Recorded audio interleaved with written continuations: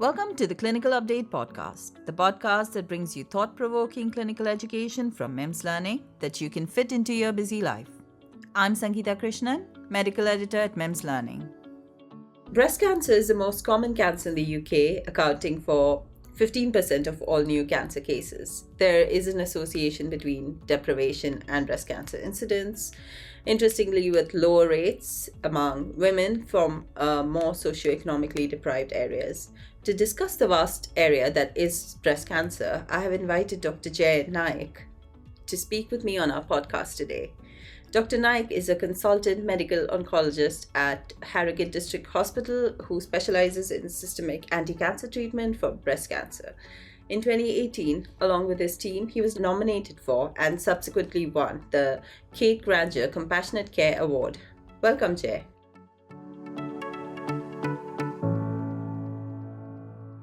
So, I want to ask you about genetic screening for women with a family history of breast cancer. So, should GPs discuss the prospect of genetic screening? Yeah, I think there's a role for GPs. So I would say the detailed assessment mostly happens in secondary care. But there is some nice guidance, so CG 164, which talks a little bit about what GPs perhaps can help with in terms of genetic screening. And this is mainly around taking an accurate family history. So one of the things it's worth encouraging ladies to do is have a proper discussion with family and find out as much as they can, because the detail of the family history is actually quite important in assessing risk. So this will be first degree relatives, so that's essentially parents and siblings and children, so mother, sister, daughter, and then second degree relatives, which might be grandmother, aunts, uncles. Men do get breast cancer occasionally, and there's a much stronger genetic link with male breast cancers. So I think the role, as I see it, is if a lady asks about screening, then I think the GP does have a role in that. If they can start that process, family history, and most places run what's called a family history clinic. So in Harrogate, for example, it's run by a couple of my surgical colleagues, but quite often it's run by breast care nurses or nurses who specialise in family history. Now, we already know about the faster diagnosis standard for cancer diagnosis. Can you talk a little bit about how long the process takes from the point of diagnosis to treatment initiation? There are national targets around initiating treatment, and that might be surgical, or probably increasingly we start to give systemic treatment before surgery, and that the aim is 62 days, so essentially a couple of months.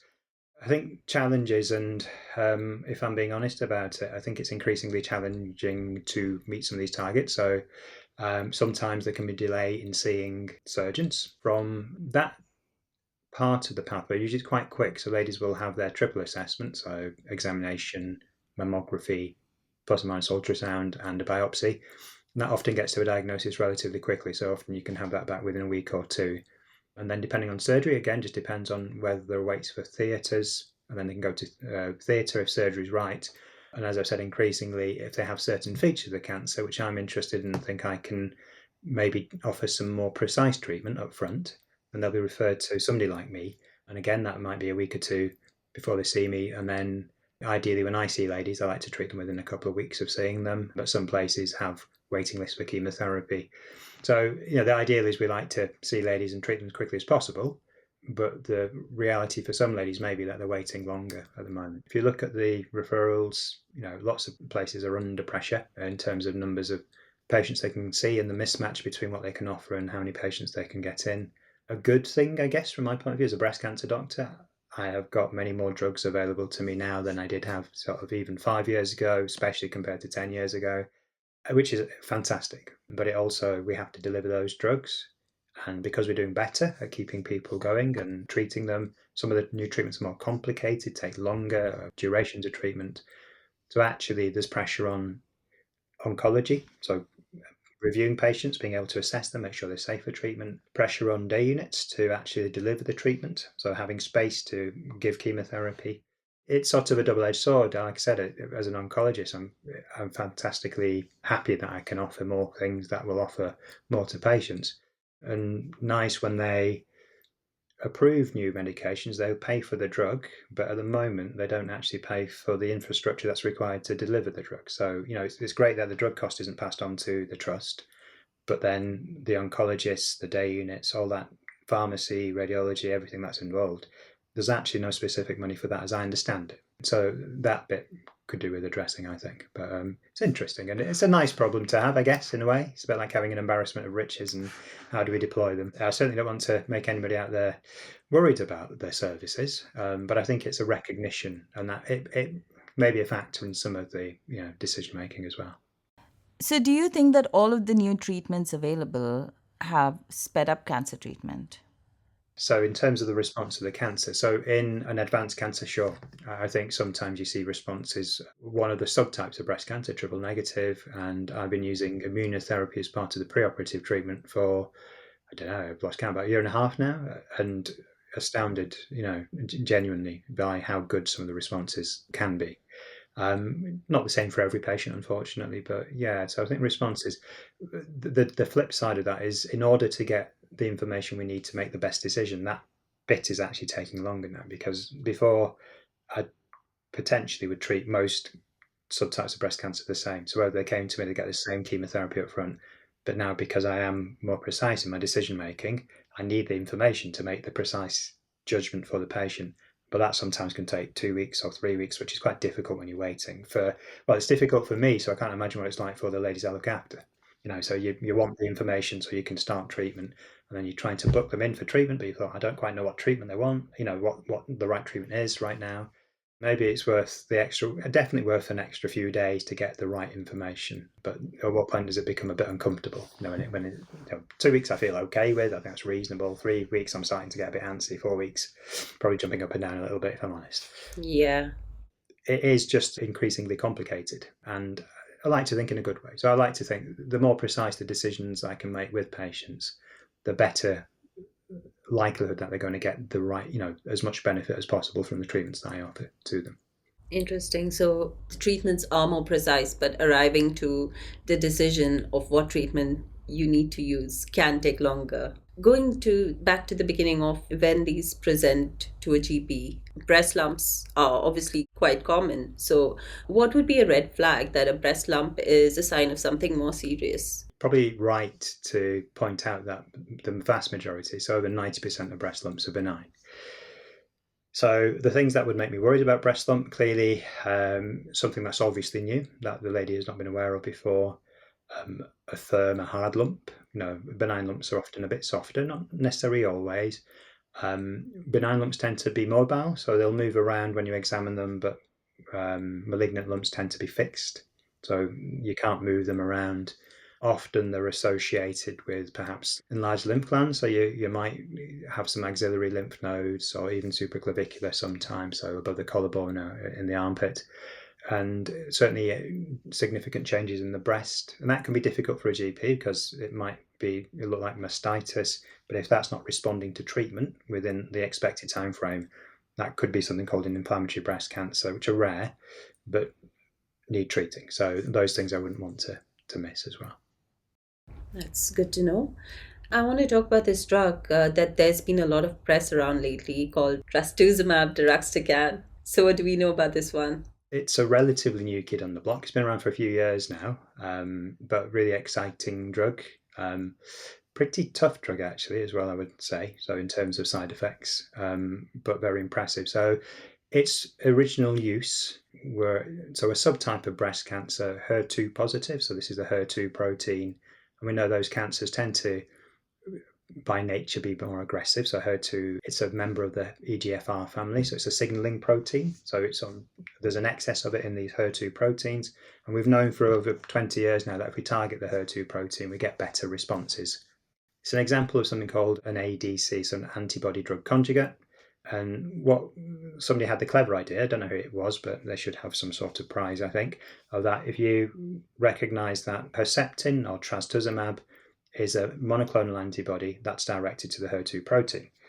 So somebody clever would have thought, well, if it's directed to the HER2 protein, can we then arm it? So this is like a bit of smart technology. So you've got the antibody, we'll home into the HER2 protein.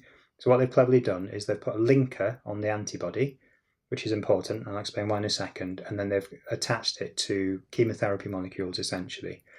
Now, one of the points about ADCs is you can attach chemotherapy molecules that, if you try to give straight intravenously, would be incredibly toxic. But what you're doing is you're localizing it to the antibody, and the clever bit is as it goes into the cancer cell, preferentially this linker is broken. So you release the chemotherapy preferentially in the tumor cells rather than around the body. And then, depending on the potency of this chemotherapy, so the deruxtecan bit of this drug, it will kill the cancer, but not only that, the cancer cell, it diffuses through the cell wall and will kill surrounding cells. So you get something called a bystander effect. So there are other ADCs, so trastuzumab deruxtecan, and the original one is a drug called trastuzumab emtansine. So in the trials which were looked at this in ladies who had had previous treatment, it was starting to show impressive activity. And then probably important trial was Destiny. So they've got great names, but Destiny 03 was the trial that looked at it. I keep thinking of Destiny's Child for some reason, but that's probably not appropriate. So Destiny 03 was looking at patients who'd had one line of treatment with advanced breast cancer. And what they showed, I'm not sure if people will know what I mean by median. So median is half the group. So when we talk about cancer drugs, we tend to talk about median progression-free survival or median overall survival. So when I think about this, you start with a group of 100 ladies, and some of them will progress at different times. And what you're looking at is at what point are half the group still having their cancer under control. So that's your median progression-free survival. So for an individual patient, it's quite difficult because they say, right, do I have 6 months, doctor? And I'm saying like half the group are still controlled at that point. So some of them will stop beforehand. Some of them will unfortunately progress early, but some of them will get much better outcomes. But it gives you a way of thinking about it.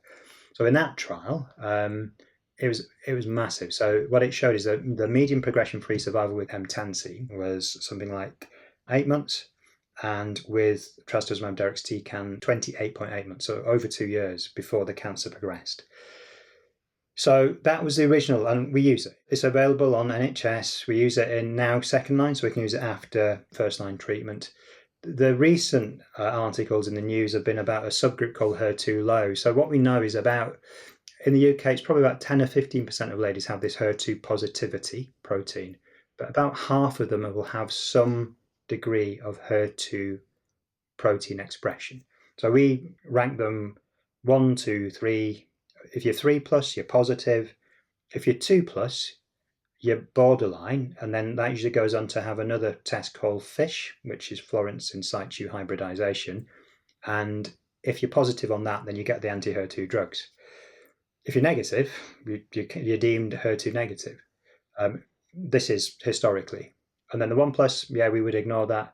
What they have reclassified this as, if you're 2+ and FISH negative, you are HER2 low. So if you're 1+ or 2+ HER2 low, you can actually, there are some patients who are 0 but have what's called membranous staining, and they call HER2 ultra low. So Destiny 06, which was the trial which has been described at ASCO, which is one of the big cancer meetings recently, and that's got into all the papers, is looking at this group of HER2 low and HER2 ultra low. And I think NICE have had a look at it, but at the moment it's not available through NICE, and there's a lot of advocating for it to be reconsidered. So I suspect there'll be a process, and usually what happens is the companies go backwards and forwards to NICE and try and work out at what point they feel it's cost effective. So I think it probably will be used, and we like it. Now, I've said I have used this a fair bit now. I like it in the sense it works, which is obviously what I want as a breast cancer doctor. But I would also say this is a tough drug. This is not easy work for the ladies. So very tired, some of them. It causes a lot of nausea, can affect their hair sometimes.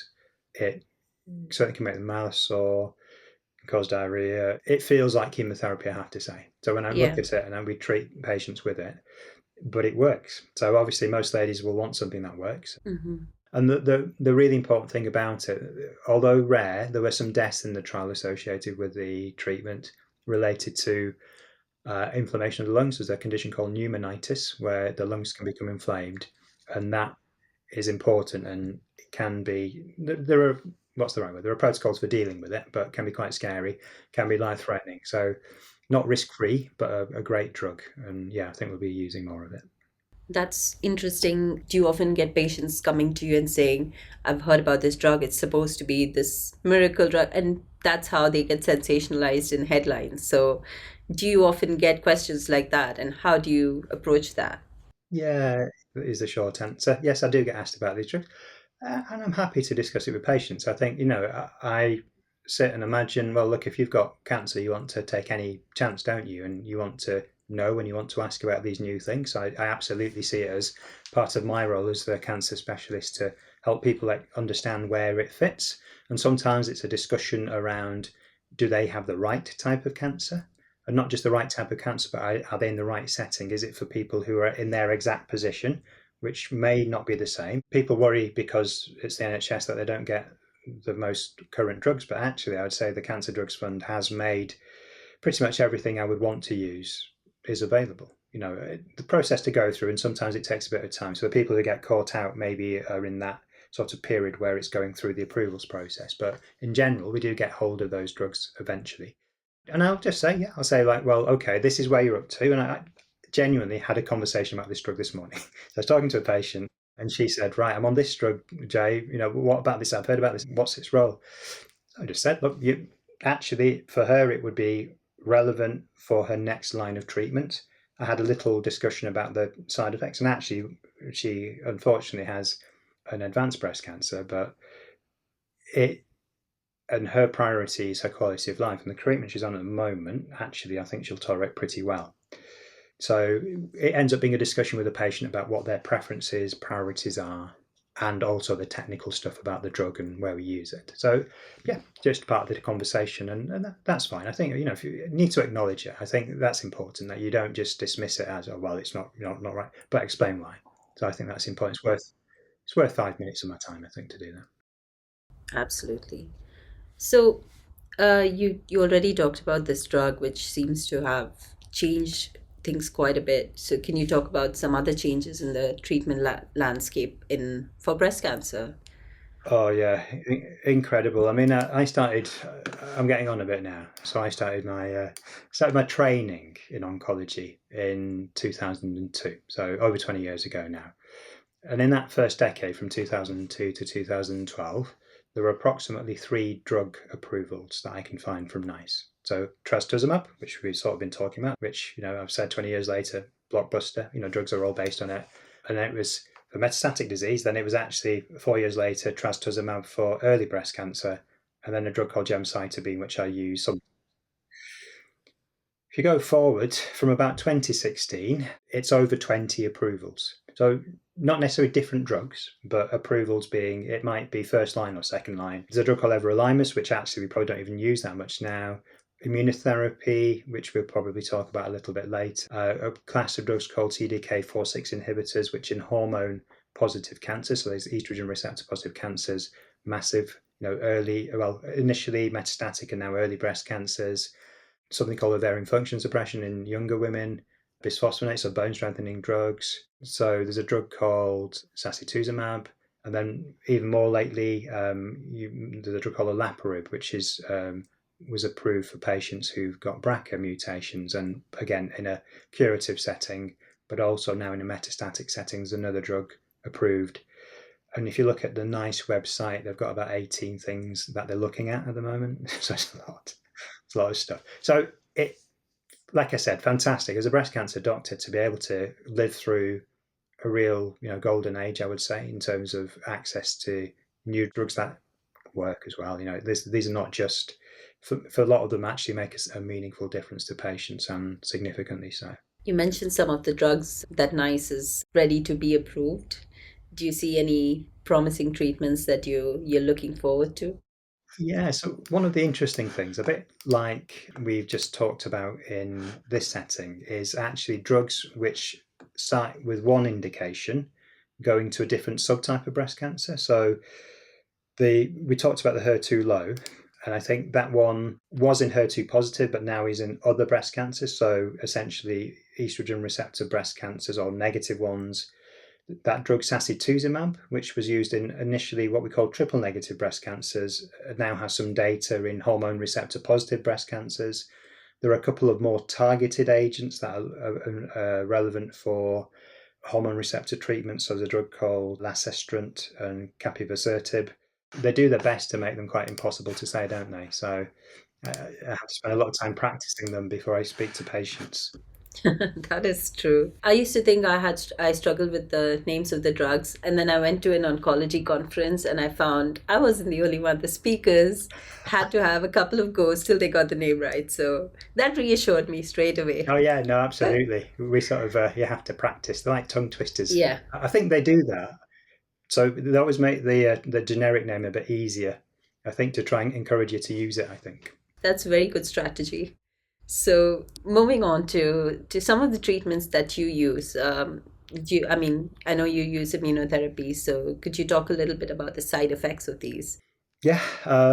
So I guess the point about immunotherapy, the way they work, is that in my sort of the way I describe it, is that they wake the immune system up. So they act. The ones that we tend to use act on a protein called PD-1 or PDL-1, which is essentially it's a brake on the immune system. So the idea is by targeting those proteins, you actually take the brakes off the immune system, wake up T cells, which then start to recognize, you hope, the tumor. The problem with that is if rather than recognizing the tumor, it recognizes self, so it recognizes your own organs as foreign, then you start to get inflammation of those organs. So I think common side effects, a bit like chemo actually. So some ladies tell me they feel tired after treatment. So I say quite a lot of fatigue. You can have inflammation of any organ. So commonly I would say the thyroid gland. We often see, or I often, in my experience, inflammation of the thyroid, usually an underactive thyroid, but you often preceded by a small phase of overactivity. So it's unusual for them to have persistent high levels of thyroid activity, but really common for them to have an initial spike. And I sort of imagine that as the thyroid gland becoming inflamed, then as it settles down, it then becomes underactive. Less commonly, or actually, I've had a whole run of, at the moment, immunotherapy, mainly I'm using it in preoperative setting with triple negative breast cancer ladies. Lots of transaminitis, so this is sort of inflammation of the liver. I guess it's a type of hepatitis. I've seen that in a lot of ladies recently. More uncommonly, inflammation of the lungs we mentioned before, so pneumonitis. Not seen too much of that, but you can see that. Maybe more associated in other types of cancer. Anything, you name the organ, you can get inflammation of it. Adrenal glands as well.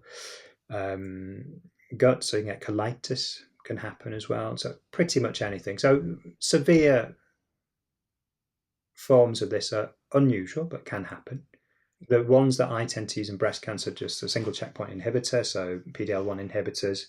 You see more with a combination immunotherapy, which are used more in conditions like melanoma and a little bit now in mesothelioma, I think. So that we might see a little bit more of those. So it's great. It's changed practice. I mean, 5 years ago, I wouldn't be having conversations about transaminitis or pneumonitis, and I seem to be having them every day. I comment on Harrogate's actually, I would say, pretty small trust. We don't have lots and lots of patients, but we do have lots of patients with immunotherapy. There's usually something happening with them.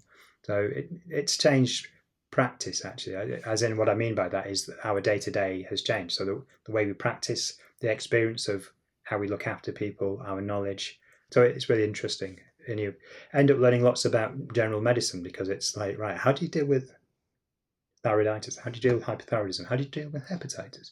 How do you deal with adrenal insufficiency? It's like, oh, okay. I mean, I love it as a person who's interested in learning. Fantastic. I just think, right, and obviously we defer to our specialists, but you always learn a little bit on the way, don't you? So I think that's so good. On the subject of primary care and dealing with something, I'm sure primary care deals with a lot of cancer patients and their side effects on a daily basis. So what's one thing that you like GPs to know about when supporting patients with breast cancer, who's someone who's been diagnosed with, who's being treated for breast cancer? I was thinking about this. So there's one thing I'd like to highlight, which is not necessarily about that point in time. I would say that patients who are on treatment get really good, I think they get really good local support, as in from the teams looking after them. And then there'll always be a helpline or otherwise. If GPs are slightly worried that the patients are asking them things that they're not aware of, asking them about their helpline, asking the patient, but also talking to the local acute oncology team if you're worried about significant side effects. So being aware that there are what we call acute oncology teams who are there to deal with the problems associated with cancer is important. Depends on the nature of the problem as well, of course, and people still have their general aches and pains and other things that I think the GPs can absolutely look after. The bit that I wanted to highlight actually is, especially with breast cancer, is just to be aware of it when they've got a past history, because It certainly, breast cancers can relapse very late. So it's not uncommon for me to see patients sort of 7, 8, 10, 20, 30 years after their original diagnosis. And quite reasonably, when it's in the distant past, it's something that might not, you as a GP, when you look at 1,000 things that could cause a problem, it might not be top of your list. But I say to my patients, anything that isn't right, that lasts for 3 or 4 weeks, that there's no good alternative explanation for, the cancer should be considered. Now, I'm not saying it will be the cancer. The thought is, and what I've seen a few times is patients with like back pain, which is really common, but a history of cancer and then developing weakness and ending up with a condition called spinal cord compression, which is really devastating if it happens. And I've seen that about, I would say, half a dozen times. So not often.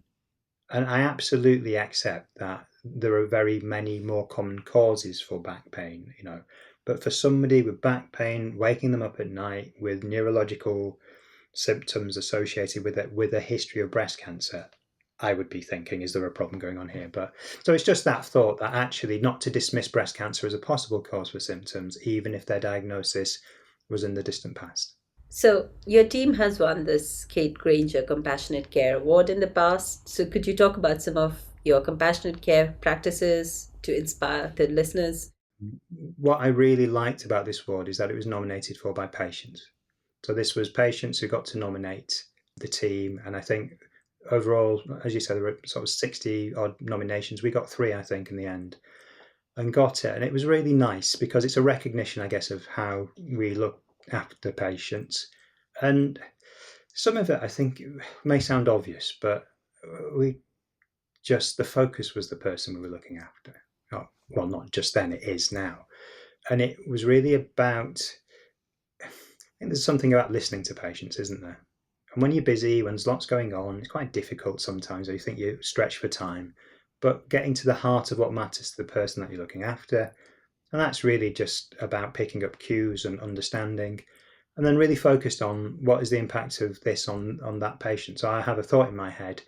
I really don't want my patients to worry about anything else but about getting through the treatment that they need to. So I want them to worry about their appointments, about whether the treatment's going to be there on time, about whether I'm going to remember to do whatever I've asked, they've asked me to do. So it's a little bit about keeping my word, and my team's also about making a really difficult situation for people as straightforward as possible. So I think it's patient focus, compassion. If you look at the meaning of the word, it's about seeing somebody's distress and responding to it. So it's about people, isn't it? What we do, most of life is about people and interaction. So for me, it's about, right, this person has given me this absolute privilege actually to let them into their lives at a really difficult point in time, and then it has to be my duty to do my best to make that as straightforward as I can for them. And I do it with varying degrees of success. And I get frustrated because certain things don't work the way I want it to. And I have to recognise that we work in a really pressured system now. It's as pressured as I think I've ever seen it. But having said that, I do still think, and certainly when I work in Harrogate, we have a nice Midland Centre, and patients get some of their alternative treatments there, and we've got benefits advisor, so all those sorts of peripheral things which actually really matter to people. So the sort of financial impact of treatment of get a cancer diagnosis, it shouldn't be underestimated. I work with brilliant people. I think I'm lucky that I work with people who I think equally care about getting it right. That's the thought in my head. How do I get this right, or how do we get this right? And absolutely, you cannot do it by yourself. This is a team effort. As good or not good as I might be, I can't do anything without the people around me who provide the care, provide the support out of hours in hours.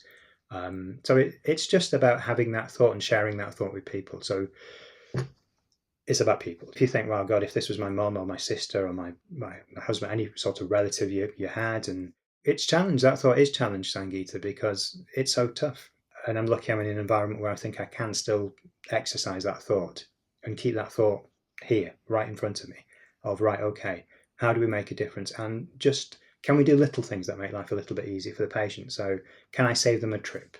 Rather than them having to drive in, and Harrogate is lots of rural catchment around there as well. So can I save them a half an hour car journey by trying to arrange things on the same day or otherwise. So I put a lot of pressure on other people in my team. So sorry, team.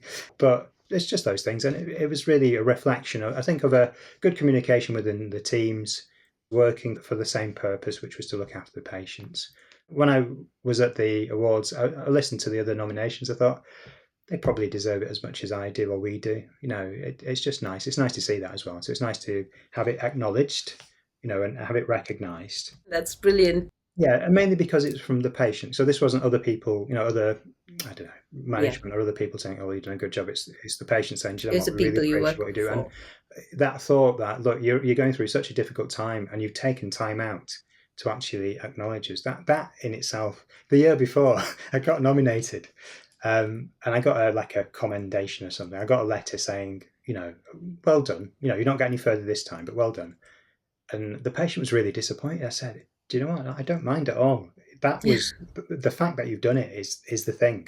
That acknowledgement is the big thing, actually. Yeah. And one final thing, I just want to ask you about your most memorable case, and if you learn anything from it, what was that? Yeah, I was thinking about this, and clearly, as I've said, I'm old now, so I've got lots of cases. One actually, when I came to Harrogate, so I saw a lady who history of sort of fertility problems and had had IVF and had failed, had a variety of medical problems which made pregnancy unlikely, but had become pregnant. Within about 8 weeks of becoming pregnant, she was then diagnosed with a breast cancer. So this was like, oh dear, miracle baby, miracle baby, and now she's got breast cancer, and I have to look. Well, not I have to look after her. This is my job now, to do my best to keep her okay and try and get the baby through this. So 8 weeks is incredibly early. So there is data to suggest that you can give breast cancer chemotherapy from second trimester onwards. It was like, well, can I wait 3 weeks? What do I do here? Can I wait 3 or 4 weeks? So what did I learn from it? It's about seeking as much help as you can get. So oncology colleagues, obs and gynae colleagues, literature searching, so doing everything that I could think of. I came up with a consensus with my colleagues around, okay, we can probably start, a few days early. So it takes a couple of weeks to set up chemo anyway. So by the time we got there, just right at the border of second trimester, chemotherapy drug, which we think is pretty, doesn't seem to cause too many problems in pregnancy. So got her through that. And then as I was getting towards the end of this, I've given about as much of this chemo as I can get, and she's still only 32 weeks. Probably need to start a different chemotherapy. So I've not used this other chemotherapy in pregnancy before, and there's a little bit more doubt about it. So again, had to go and hit the books a little bit, had to go and consult colleagues around, right, what do we do? Thankfully, she was responding to the chemo, because it would have been if she didn't respond to it, then we're in real trouble. She has to go for surgery.